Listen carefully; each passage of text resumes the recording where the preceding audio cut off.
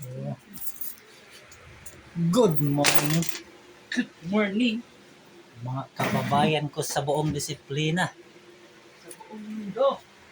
Tayo ngayon, morning na. Isang mapagpalang umaga sa inyong lahat. Salamat sa Diyos at tayo malakas pa rin. Pagkagising natin, salamat sa Diyos. Lahat ng ating mga ginagawa, yan. Ang lakas, nagmula po sa ating Panginoon. Kaya salamat sa Diyos, salamat sa kabutihan niya. Yan.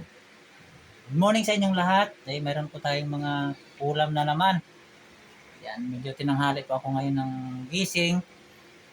Hindi ako nakabili ng mga gulay dahil naghahabol na. Ang hirap talaga pag nasarapan sa tulog. Yung resulta, tanghali na, kaya yan, wala tuloy ako mga gulay. Oh. Pero kung sa pang ulam-ulam lang, mayroon tayong mga ulam ngayon.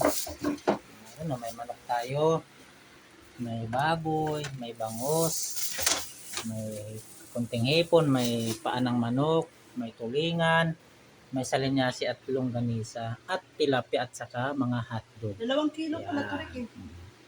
Marami pa tayong ulam ngayon. Okay? Yan si Mrs. 2 kilo daw yung citrus. Rick, 2 kilo paano to? Yan. Okay? Sabihin mo doon kay madam na 2 kilo yan. Okay? Kaya, bili na kayo.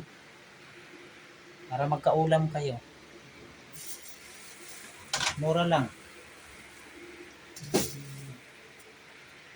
Salamat sa inyo. Salamat sa umagang ito. Enjoy lang po natin yung ating buhay. Mahirap yung lagi po tayong malungkot. Wala tayong mapapala dyan. Kahit maraming problema, nakangiti pa rin tayo. Kahit nabibigatan tayo, nakangiti pa rin tayo. At siyempre, idulog natin sa ating Panginoon. Lamang po, maraming salamat sa inyo sa umagang ito. God bless sa inyong lahat.